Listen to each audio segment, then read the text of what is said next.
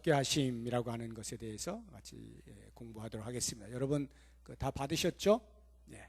거기 보면 37번째, 38번째 질문과 답이 나옵니다. 제가 37번째 질문을 읽으면 함께 답을 읽도록 하겠습니다. 신자가 죽을 때 그리스도로부터 무슨 유익을 받는가? 신자의 영혼은 죽을 때 완전히 거룩하게 되어 즉시 영광 중에 들어가고 육신은 여전히 그리스도께 연합하여 부활할 때까지 무덤에서 쉰다. 38번째 질문 제가 읽습니다. 신자가 부활할 때 그리스도로부터 무슨 유익을 받는가? 부활 때 신자는 영광 중에 들어 올림을 받으며 심판날에 공개적으로 인정을 받고 무죄의 선고를 받으며 영원토록 하나님을 온전히 즐거워함으로 완전한 복을 누리게 된다. 지금 이 내용은 신자의 죽음, 그러니까 우리 성도들의 죽음과 부활에 관련되어진 겁니다. 이것을 하나의 단어로 이야기하면 영화라고 말을 할 수가 있겠는데요. 구원의 여러 서정이 있다 그랬죠. 단계가 쭉 있는데 최종적 단계가 영화의 단계입니다. 그러니까 신자가 죽고 부활하는 것, 이것을 이제 영화라고 하는데요. 우리가 분류해서 신자의 죽음에 대해서 먼저 같이 생각해보고 그 다음에 부활에 대해서 또 생각을 해보도록 하겠습니다. 그걸 보시면 1에서 신자의 죽음에 대해서 몇 가지가 나오죠. 첫 번째, 영혼과 육체의 분리. 이 말이 무슨 말이냐면 이 성도의 이 영혼과 지금 몸이 이렇게 같이 있잖아요. 우리는 지금 같이 있잖아요. 근데 이것이 완전히 분리되어지는 때가 언제냐라고 할 때 그것은 우리 성도가 죽을 때, 육체가 땅에 묻힐 때, 그때 비로소 육체와 영혼이 완전히 분리가 된다라고 하는 것입니다. 대단히 상식적인 이야기인 것 같지만 그렇지 않은 교리를 가르치는 이단들도 있기 때문에 이 사실을 정확히 알 필요가 있는 것입니다. 예를 들어서 영지주의자들, 초대교회 당시에 또는 사도 요한 공동체에서 항상 이 영지주의자들 때문에 교회가 골머리를 앓았거든요. 그러니까 사도 바울이나 사도 요한이나 그 당시에 그 교회 공동체를 이루고 있는 성도들 사이에서 이 영지주의 사상들이 침투해 들어와서 바울이 가르쳤던 그 정통 복음이 흔들리는 경우들이 없지 않았습니다. 사도 요한의 그 공동체도 역시 마찬가지입니다. 그래서 이 영지주의자들에 대한 경계의 말들을 많이 해 놓았거든요.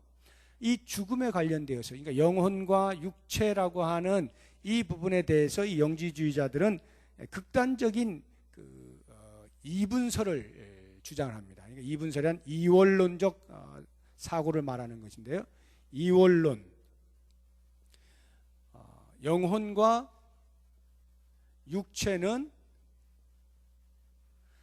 우리는 죽었을 때 분리가 된다라고 말을 하는데 이들은 살아있는 동안에도 이 영혼과 육체가 분리가 되어서 어떤 식으로 분리가 되냐 하면 영혼은 우등하고 육체는 열등한 것으로 분리가 된다라고 가르치는 것입니다. 육체가 열등해요. 영혼에 비해서.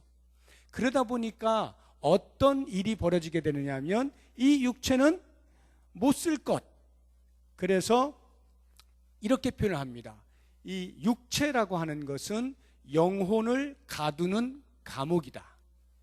영혼을 가두는 감옥이다. 이렇게 표현을 하는 것입니다. 그래서 두 가지 극단적인 행위가 이것을 통하여 나타나게 되는데 하나는 쾌락주의입니다. 쾌락주의라고 하는 것은 뭐냐 하면은 육체는 어차피 쓸모없는 것이다. 열등한 것이다. 어차피 쓸모없는 것이기 때문에 아무렇게나 함부로 굴려도 상관없다 이 말이에요. 아무렇게나 해도 상관이 없다. 막 살자. 육체는 어차피 열등한 것이고 필요 없는 것이니까 해서 나타난 게 쾌락주의입니다. 자기 원하는 대로, 이 육체가 원하는 대로 마음껏 사는 거예요. 그래 봐야 내 영혼은 순수하고 깨끗하고 구원받았으니까 아무 문제가 없다, 이런 말이죠. 이런 이제 오류를 낳게 되고, 또 다른 하나는 이것과 정반대되게 진자의 추가 이리 갔다가 반대로 가듯이 정반대로 금욕주의가 생겨났습니다. 금욕주의는 뭐냐 하면 이 육체가 그렇게 더러운 것이니 이 더러운 죄악 덩어리를 철저하게 금지시켜야 된다. 모든 욕구를 다 금해야 된다 라고 하는 것입니다. 그래서 뭐 산에 들어가서 세상을 전혀 보지 않고 그냥 이불 뒤집어 쓰고 있다든가, 아니면 어떤 성적인 하나님께 주신 그런 주 안에서의 아름다운 성욕, 이런 것들도 다 금해야 된다. 육체는 죄악된 것이니까 라고 하는 그런 금욕주의로 치닫는 이런 영지주의자들도 생겨났어요. 이런 양극단의 이런 모습들은 이 영혼과 육체를 살아생전에 분리해서 생각을 하는 이원론적 사고로 말미암아서 생겨난 오류들입니다. 그래서 우리 개혁주의는 이 영혼과 육체의 분리는 전적으로 죽음의 순간, 신자가 무덤에 묻히는 죽음의 순간에만 일어난다라고 하는 것을 강조를 하는 것입니다. 자, 거기에 두 번째 보시면은 영혼은 죽음과 함께 완전히 거룩하게 된다라고 하는데, 지금 답에 있는 것을 제가 하나씩 이렇게 띄어서 설명을 해드리고 있는 거예요. 영혼은 죽음과 함께 완전히 거룩하게 된다. 자, 그 첫 번째 이렇게 동그라미 보시면은 이제 뭐라고 쓰시면 되냐면 성화는 영화와 다르다, 이렇게 쓰시면 돼요. 성화는 영화와 다릅니다. 성화라고 하는 것은요, 거룩하게 변화되어져 가는 과정을 말하는 거예요. 그래서 성도가 예수를 믿고 칭의를 입고 그 이후로 계속하여 그리스도를 닮아가는 지속적인 점진적 성장, 변화, 이것을 가리켜서 성화라고 합니다. 그런데 그 점진적 성장의 최정점, 거기를 가리켜서 영화라고 하는데요, 이 영화는 신자가 죽는 순간에 발생하게 되는 겁니다. 그러니까 신자가 죽기 직전까지는 계속 어떤 상태예요? 성화, 계속 변화되어져 가는. 그러니까 아무리 지금 연세가 많으신 권사님들이라 할지라도 이 정도면 나는 변화할 만큼 변화했어가 아닌 거예요. 주님 부르시는 그날까지, 내 육체가 다하는 그날까지는 계속해서 성장해 가는 것이다. 그래서 이 바울이 자신의 그 신앙의 삶에 있어서의 변화를 의도적으로 그렇게 하지는 않았을 것이라는 생각이 듭니다만, 많은 신학자들이 바울 서신을 연구하다가 그 변화, 바울이 고백하는 그 변화들을 이제 발견을 하게 됩니다. 그래서 사도 바울이 사역을 하던 초기, 그리고 중기, 크게 보는 겁니다. 그리고 말기에 각각 자기 자신에 대하여 고백하고 있는 내용이 있는데 그게 조금씩 달라요. 한번 보도록 하죠. 이것은 고린도전서 15장 9절, 그리고 에베소서 3장 8절, 그리고 디모데전서 1장 15절인데요. 이 말씀들을 이제 자막을 통해서 보게 될 텐데, 보시게 되면 아주 흥미로운 것을 볼 수가 있습니다. 먼저 고린도전서 15장 9절 같이 읽어봅니다. 시작. 나는 사도 중에 가장 작은 자라. 나는 하나님의 교회를 박해하였으므로 사도라 칭함받기를 감당하지 못할 자니라. 그 앞에 보시면 사도 중에 가장 작은 자, 이렇게 되죠. 사도 중 가장 작은 자, 이렇게 표현을 해놨습니다. 두 번째 에베소 3장 8절 보죠. 시작. 모든 성도 중에 지극히 작은 자보다 더 작은 나의, 거기까지만 하시죠. 모든 성도 중에 지극히 작은 자보다 더 작은 자. 마지막 한 보죠. 디모데전서 1장 15절 시작. 미쁘다 모든 사람이 받을 만한 이 말이요 그리스도 예수께서 죄인을 구원하시려고 세상에 임하셨다 하였도다. 죄인 중에 괴수, 그러니까 죄인의 왕 이런 말이죠. 자, 여기를 가만히 보시게 되면 초기에 자기 자신을 겸손하게 표현하고 있는 거예요. 지금 겸손히 표현하고 있는 것이 사도 중에 가장 작은 자다.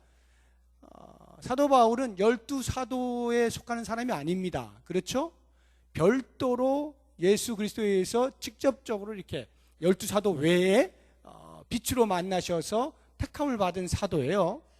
그런 면에서 12사도와는 조금 구별이 되어지는, 그래서 교회들마다 성도들이 사도 바울이 진짜 사도냐? 바울이 사도야? 막 이런 논쟁들이 없지 않았던 이런 사람인데, 그래서 그런지 사도 바울은 자기 자신이 예수님을 다메섹 도상에서 직접 만나고 사도라 부름을 받고 이방인의 사도로서 수임을 받고 있는 것을 정확히 알고 있었음에도 불구하고 그러한 소리들에 의하여 흔들리거나 주눅들어서가 아니라 자기 자신을 지극히 겸손히 표현한다고 하는 말이 사도 중에 가장 작은 자다. 사도 중에 가장 작은 자다. 이렇게 자기를 겸손하게 표현을 한 겁니다. 그런데 중기쯤 가니까 어떻게 표현하냐면 성도 중에 지극히 작은 자보다 더 작은 나, 이렇게 표현하는 겁니다. 일반 성도들 중에 아주 작다라고 생각되어지는 그 사람보다 더 작은 나, 얼마나 낮아지고 있습니까? 지금 사도에서 지금 성도로 낮아지고, 계급의 낮아짐을 말하는 게 아니에요. 어떤 신앙의 깊이나 이런 것들을 보게 될 때 성도 중에서도 지극히 작은 그 사람보다도 더 작은 나다라고 표현을 할 만큼 거룩을 향하여 나아가면 나아갈수록 자기의 모습이 더 정확하게 드러나게 되면서 하나님 앞에 본 자신의 모습을 표현하고 있는 겁니다. 그러니까 겸손히 연그러가는 만큼이나 자기 자신을 표현하는 것이 이렇게 정확하게 나타내지고 있다라고 하는 것입니다. 그러다가 죽기 직전에 디모데에게 편지를 쓰면서 자기 자신을 표현하기를 죄인 중에 괴수다. 죄인 중에 괴수다. 나는 죄인의 왕이었다. 라고 이야기를 하고 있는 것입니다. 자, 이러한 그 변화가 바로 성화라고 하는 거예요.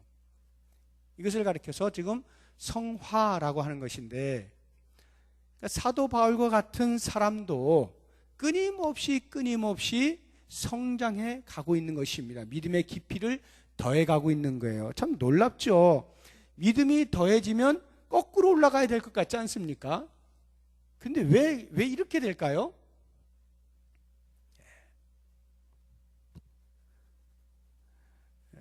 등잔불 밑에서 자기 자신을 보던 것하고 전깃불 밑에서 자기 자신을 보는 것하고 태양 아래에서 자기 자신을 보는 그 상황에서 어떤 것이 가장 자기 자신을 잘 볼 수 있을까요?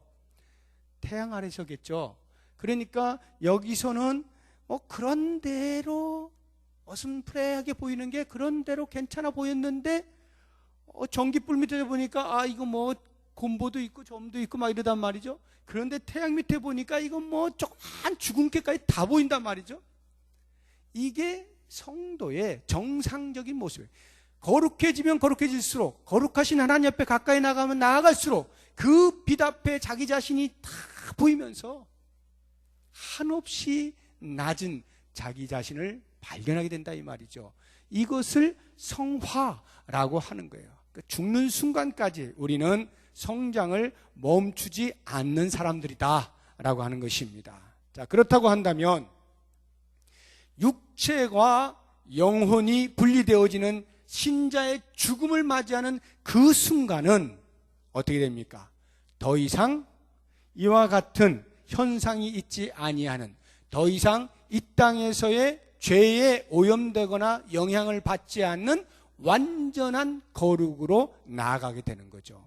그래서 영혼은 죽음과 함께 완전히 거룩하게 된다라고 이야기를 하고 있는 것입니다. 자, 세 번째, 영혼은 죽음과 함께 즉시 영광 중에 들어간다라고 하는 것입니다. 즉시 영광 중에 들어간다. 이 부분에 대해서 약간 이렇게 혼란스러워 하시는 분들이 없지 않은 것 같아요. 우리가 죽으면 어떻게 되느냐라고 하는 이 부분에 대해서, 죽음이라고 하는 것, 사망이라고 하는 것은 우리 인간에게 있어서는 치명적인 타격을 입히는 것이죠. 그러니까 능력이 있어요. 죽음은 능력이 있습니다. 그래서 죽음 앞에서 슬퍼하지 않는 자가 없고요. 죽음을 두려워하지 않는 자가 없죠. 깡패도 죽음을 두려워하지 않고 싸움질을 하는 깡패도 정작 자기가 죽음 앞에 서면요 두려워하는 거예요. 그것을 정확하게 보여준 유명한 대사가 있죠. 1990년대 초반에 우리 전국의 남성들을 사로잡아 가정으로 돌려보냈던 그 드라마 모래시계, 거기에 주인공 중에 한 명이었던 최민수가 죽기 직전에 그 칼에 찔려 죽나요? 지금 기억이 좀 어렴풋한데 이렇게 죽으면서 사형장으로 가는 거죠. 사형장에 이렇게 달려서 죽는 거기에서 그 친구에게 하는 말이잖아요. 나 지금 떨고 있니? 이 말. 얼마나 유명한 말입니까? 나 지금 떨고 있니? 그 무대를 장악했던, 한 시대를 풍미했던 주먹이 죽음 앞에서 나 지금 떨고 있냐라고 물어야 할 만큼 인간은 죽음 앞에서 한없이 약한 것이 사실입니다. 그래서 이 땅에 수없이 많은 종교들이 사람들에게 그 죽음의 두려움을 극복할 수 있도록 해주는 것을 사명으로 알고 여러 가지 이야기들을 해요. 대표적으로 한 가지, 불교만 예를 들어보면, 불교가 인간의 이 죽음에 대한 두려움을 넘어서기 위해서 던져준 말이 뭡니까? 그게 윤회설이에요. 윤회설. 사람이 죽으면 다시 뭔가로 태어난다는 거죠. 그런데 그게 뭐 소가 될 수도 있고 지렁이가 될 수도 있고 하니까 조심하라는 거죠. 이 눈에 보이는 이 동물이 내 손주일지도 모르니까 조심해라 뭐 이러는 거 아니에요? 그래서 돼지고기, 소고기, 뭐 고기 안 먹잖아요. 채식만 하고. 이 윤회설을 믿기 때문에 그래요. 근데 윤회설이 왜 나왔을까요? 진짜로 사람이 동물 될 거라고 믿는 건가요? 죽으면 끝이라고 하는 것에 대한 두려움을 이겨낼 방법이 없는 거예요. 그러니까 어떻게 하면 이거를 사람들로 하여금 좀 위로받게 하고 이 죽음에 대해서 덜 떨게 만들까 고민하다가 만들어낸 게 이런 엉뚱한 이야기인 거예요. 사람이 동물 되는 이런 얘기를 만들어내는 거죠. 그만큼 이런 이야기가 불교를 대표하는 어떤 설로 자리를 잡을 만큼 인간들은 죽음에 대한 두려움이 있다 이 말이죠. 그래서 기독교가 위대하다는 것이 바로 여기에 있어요. 뭐 기독교가 다른 뭐보다 낫다라는 말이 아닙니다.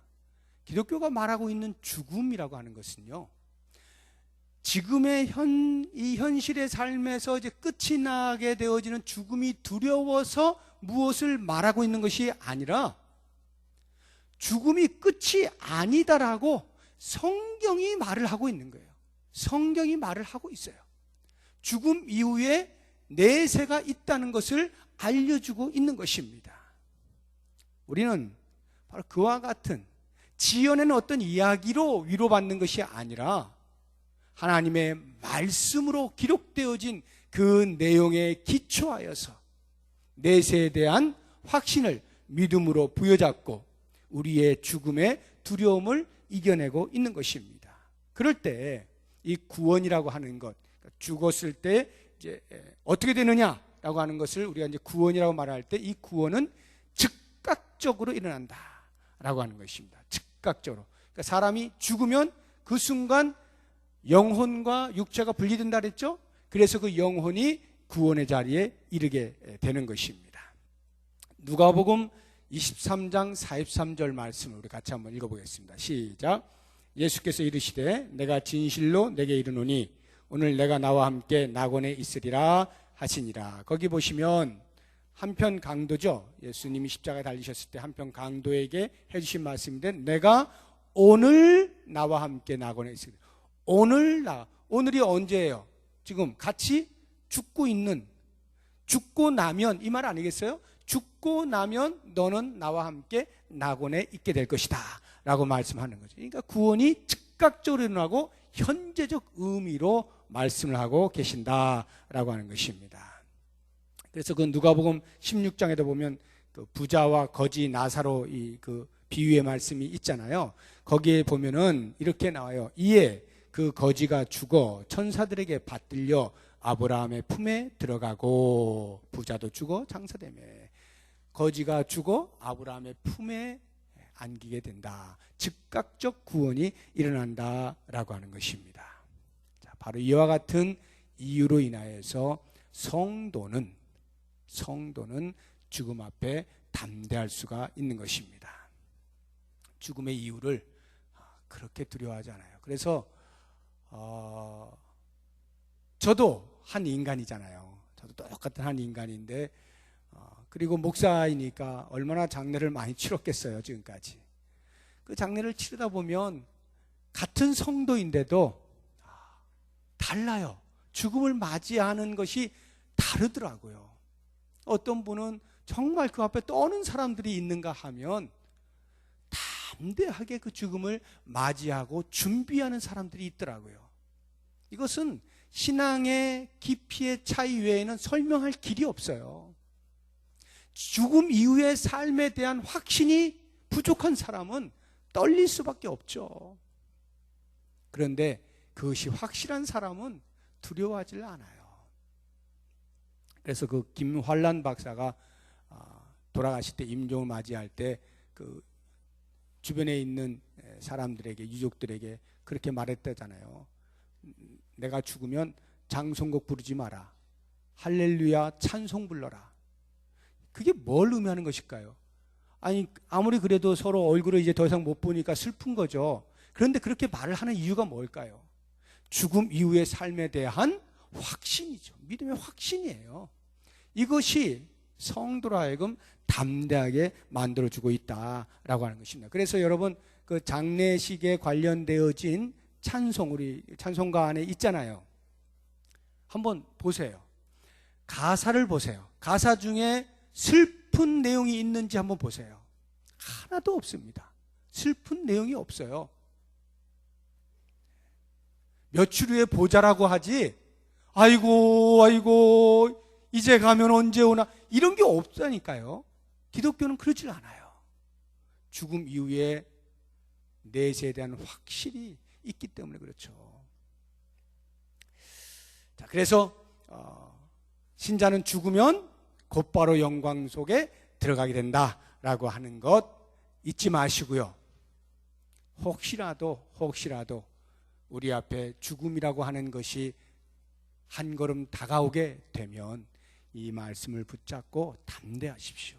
담대하시고 마지막 순간까지 나는 거룩을 향하여 나아가는 성화의 사람이다라고 하는 것을 생각하시고 그 믿음을 더 깊게 하는 것에 초점을 맞추시면 죽음 따위는 성도를 결코 지배할 수가 없게 됩니다. 자, 네 번째, 육신은 여전히 그리스도께 연합하여 부활 때까지 무덤에서 쉰다. 영혼이 그렇게 되는 것은 알겠어요. 그러면 우리 육신은 어떻게 됩니까? 라고 할 때 사람이 죽었어요? 그러면 육신은 어떻게 되죠? 주님이 다시 오시는 그날까지 쉬는 겁니다. 쉬는 거예요. 이 죽음에 대한 성경적 표현을 우리가 볼 필요가 있는데요. 성경에서는 죽었다라고 말하지 않죠? 잔다 이렇게 표현을 하죠. 한번 볼까요? 데살로니가전서 4장 14절입니다. 같이 읽어봅니다. 우리가 예수께서 죽으셨다가 다시 살아나심을 믿을진데 이와 같이 예수 안에서 자는 자들도 하나님이 그와 함께 데리고 오시리라. 자, 잔다는 말은 어젯밤에 잠을 잤어요. 그럼 오늘 아침에 뭐 할까요? 일어나죠. 깨어나는 거예요. 잠에서 깨어나는 거예요. 그러니까 잔다라는 표현은 잠깐 쉬었다가 다시 깨어난다, 이것을 의미하는 거 아니에요? 그래서 보통 우리가 장례식에 일반 사람들이 말을 할 때 장례식을 영결식이라 그래요. 영결식. 영원히 결별한다. 길 영자, 길 영자. 결별하는 게 길다 이게. 그런 영결식이라 말하지만 우리 기독교에서는 영결이라는 말을 안 해요. 우리는 잠시 자는 거예요. 잠시 쉬는 거예요. 영원히 못 보는 게 아니에요. 잠깐 못 보는 거예요. 완전히 다르죠. 그래서 어떻게 되느냐? 부활의 때 주님의 음성을 듣고 일어나게 됩니다. 잠을 잔다는 것은 쉬는 거니까요. 쉬고 있다가 주님께서 얘야 일어나라, 얘야 내가 왔다, 이렇게 말씀하시면 벌떡 일어난다 라고 하는 것입니다. 자, 요한복음 5장 28절 29절 말씀 같이 읽어보겠습니다. 이를 놀랍게 여기지 말라. 무덤 속에 있는 자가 다 그의 음성을 들을 때가 오나니 선한 일을 행한 자는 생명의 부활로, 악한 일을 행한 자는 심판의 부활로 나오리라. 무덤 속에 있는 자가 다 그의 음성을 들을 때가 옵니다. 우리는 죽으면 그것으로 끝이 아니라 주님이 다시 오실 때 음성을 듣고 다시 일어나게 되죠. 다시 일어나면 어떻게 돼요? 그때 그 육체와 영혼이 결합하게 되죠. 그것은 이제 부활의 때에 같이 한번 또 생각을 해보도록 하겠습니다. 자, 두 번째, 신자의 부활 같이 한번 봅니다. 1번을 보시면 영광 중에 들어올림을 받는다라고 되어 있는데요. 자, 이것이 지금 제가 말씀을 드린 것이죠. 사람이 죽었어요. 그러니까 육체는 이제 무덤에서 쉬고 있어요. 영혼은 완전한 거룩에 들어갔어요. 영광의 상태에 있어요. 그러다가 주님이 오셔요. 그럼 어떻게 됩니까? 그 영광 중에 있던 그 영혼과 쉬고 있던 육체가 결합을 해서 영광 중에 들어올림을 받게 된다라고 하는 것입니다. 그렇게 해서 그리스도의 영광스러운 몸이 됩니다.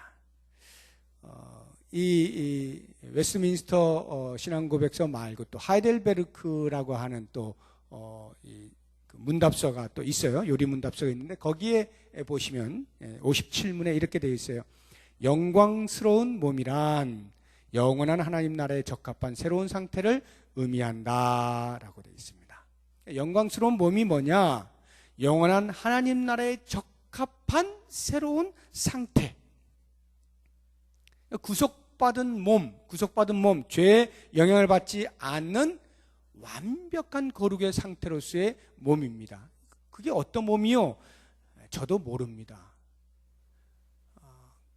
사도 바울 당시에 성도들이 그게 너무나 궁금해가지고 도대체 어떤 몸으로 변화되는 것이냐라고 할 때 사도 바울이 자기도 모르니까 아는 만큼만 이야기를 해준 것이 고린도전서 15장의 말씀인데요.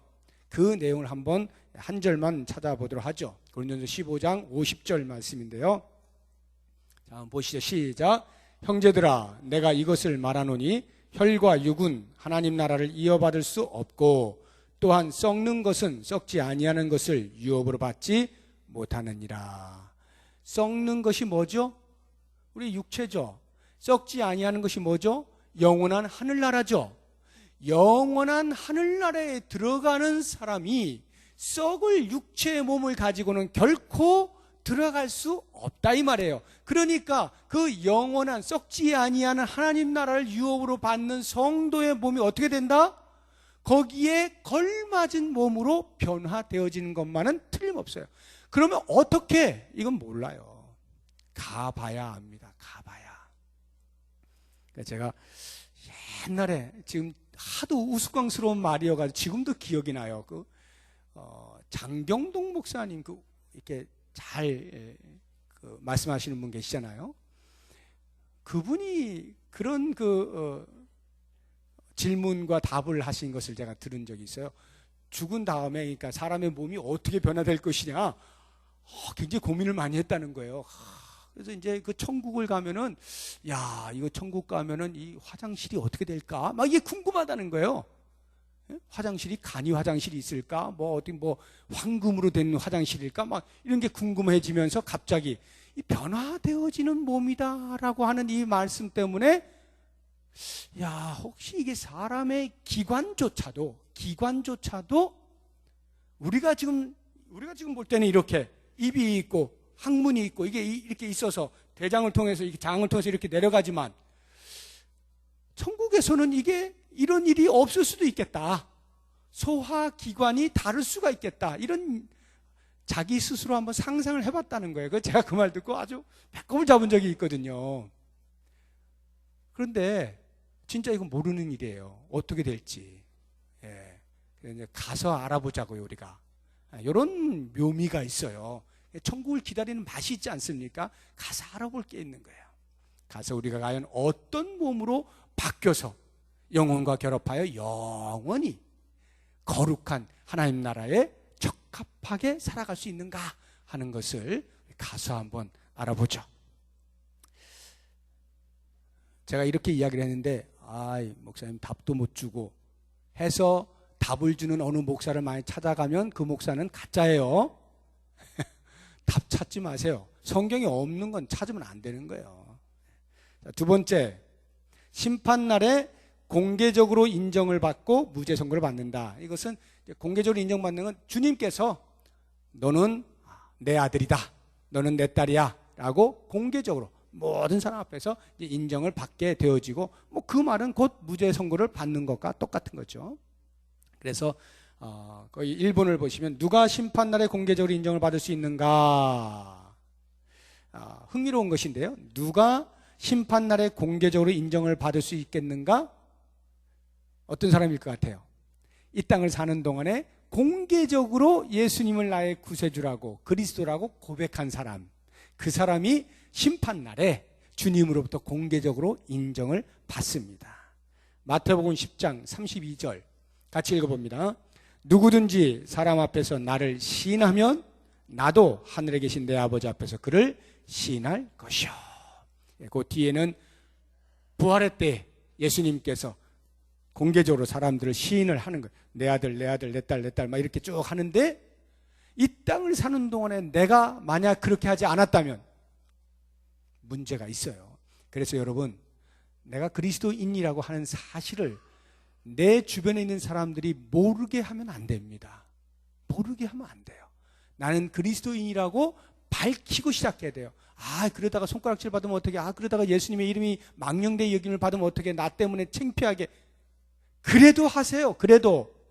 그래야만 내가 더 정신 차려요. 계속 숨기잖아요. 나중에요, 무슨 일이 일어날지 모릅니다. 그러니까 아예 처음부터 나는 예수 믿는 사람 딱 밝히고 시작하는 거예요. 설령 잘못하는 일이 있더라도. 그래서 눈물 콧물 쏟아야죠. 그런 일들이 일어나면서 성화가 되어지는 겁니다. 잊지 마세요, 여러분. 어디를 가시든지 나는 그리스도인임을 꼭 밝히고 살아갈 수 있기를 바랍니다. 자, 그러면 불신자는 어떻게 될까?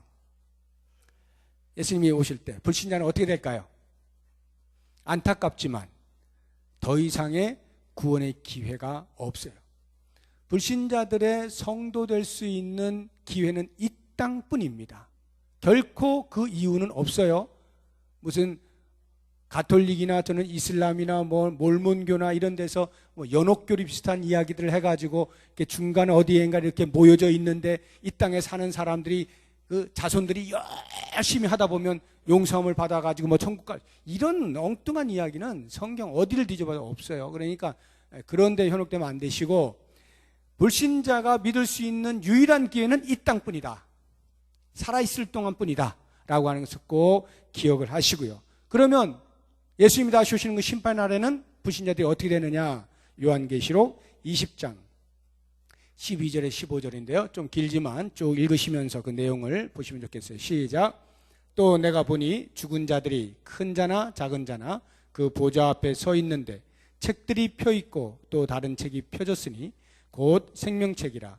죽은 자들이 자기 행위를 따라 책들에 기록된 대로 심판을 받으니 바다가 그 가운데서 죽은 자들을 내주고 또 사망과 음부도 그 가운데에서 죽은 자들을 내주매 각 사람이 자기의 행위대로 심판을 받고 사망과 음부도 불못에 던져지니 이것은 둘째 사망 곧 불못이라. 누구든지 생명책에 기록되지 못한 자는 불못에 던져지리라. 마지막 때에는 더 이상의 기회가 주어지지 않는다는 것을 꼭 기억해서 우리가 왜 그렇게 전도를 하려고 합니까? 특별히 우리의 가족들이나 아는 사람들 왜 이렇게 전도하려고 그래요? 이 땅에서 밖에는 기회가 없기 때문에 그런 것이죠. 그런 간절한 마음으로 복음을 증거해야 하는 것이죠. 자, 마지막 세 번째, 신자의 부활 중에 세 번째, 영원토록 하나님을 온전히 즐거워함으로 완전한 복을 누린다라고 하는 것인데요. 자, 이제 요것만 이제 하면 끝이 납니다. 영원토록 하나님을 온전히 즐거워함으로 완전한 복을 누린다 할 때 이 완전한 복, 과연 어떤 복일까? 부활하여서 예수님을 만나게 되면 우리는 어떤 복을 누리게 되는가? 첫 번째, 주님을 아는 복을 누리게 됩니다. 주님을 아는 복. 지금도 주님을 잘 알죠. 그러나 완벽하게 아는 게 아닙니다. 우리는 희미하게 아는 거예요. 물론 우리가 구원을 얻는 데 있어서 부족할 만큼 희미하진 않아요. 그건 충분합니다. 그럼에도 불구하고 완전히 알지는 못해요. 자, 고린도전서 13장 12절 말씀 같이 읽어보겠습니다. 시작. 우리가 지금은 거울로 보는 것 같이 희미하나 그때에는 얼굴과 얼굴을 대하여 볼 것이요 지금은 내가 부분적으로 아나 그때에는 주께서 나를 아신 것 같이 내가 온전히 알리라. 하나님 나라에서는 예수님을 온전히 알아요. 온전히 안다는 말은 그 아는 만큼 찬양하는 거거든요. 그러니까 우리가 이 땅에서 예수님을 아는 만큼 찬양을 하지만 그 찬양에는 여전히 부족함이 있어요. 왜? 우리의 알미 부족하기 때문에. 그러나 그날이 되면 그 예수님 앞에서 예수님을 온전하게 찬양할 수 있죠. 왜? 온전히 알게 되니까. 이게 엄청난 복이다라고 하는 것입니다. 두 번째, 크고 영원히 즐거워하는 복.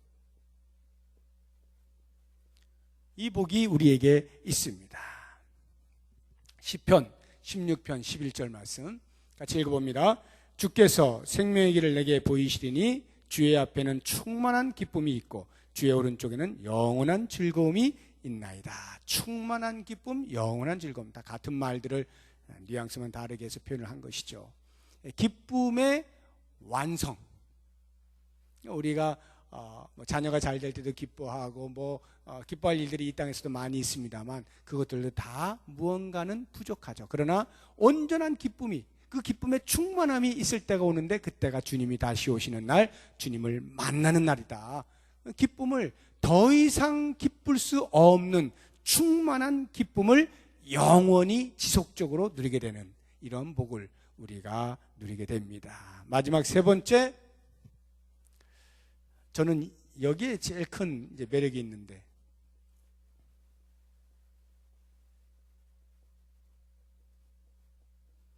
주님처럼 되는 복. 이게 저는 너무 궁금해요. 이게 어떤 상태가 될지. 주님처럼 된다라고 하는 거. 우리가 지금 영화에 대해서 이야기를 하고 있잖아요. 성화의 정점인 영화에 대해서 이야기하는데 영화에서 꽃이라면 저는 이걸 손을 꼽고 싶어요. 주님처럼 되는 것. 이게 영화에서 제가 가장 바라고 있는 그런 모습인데요. 한번 볼까요? 요한일서 3장 2절 같이 읽어봅니다. 사랑하는 자들아, 우리가 지금은 하나님의 자녀라. 장래에 어떻게 될지는 아직 나타나지 아니하였으나 그가 나타나시면 우리가 그와 같을 줄을 아는 것은 그의 참모습 그대로 볼 것이기 때문이니. 거기에 그와 같을 줄을 아는 것은, 그와 같다는 것은 어떤 그와가 아니라 주님과 같은 이런 의미예요. 주님과 같이 되어진다 이 말이에요. 사도 요한이 그 사실을 알게 된 것입니다. 성도가 부활하여서 주님과 같이 될 수 있는 이것보다 더 영광스러운 것이 뭐가 있겠는가라는 생각이 들어요. 여러분, 이 소망이 있으십니까? 지금 내가 죽으면, 그래서 주님이 다시 오셔서 내 육체와 영혼이 결합되어져서 완벽한 영광 중에 들어가게 될 때 주님과 같이 되어지는 이 복, 이걸 생각하면 정말 이 땅이 그렇게 미련이 있을 만한 게 있을까요? 그렇게나 집착을 할 만한 것이 있을까요? 이 소망이 분명하고 이 신앙이 확실하면 웬만한 것은 다 넘어갈 수 있지 않을까요? 오늘 우리가 영화 교리를 같이 공부하였는데 이 교리를 정확하게 이해하시고 붙드셔서 신자의 죽음과 부활이 어떠하다라고 하는 것으로 우리의 신앙의 근간을 잘 삼으시고 어떤 경우에도 흔들리지 마시고 기독교의 신앙의 위대함 꼭 붙잡으시면서 이 땅을 사는 동안에 주를 위해서 멋진 삶을 살아낼 수 있기를 주의 이름으로 축복합니다. 기도하겠습니다. 하나님,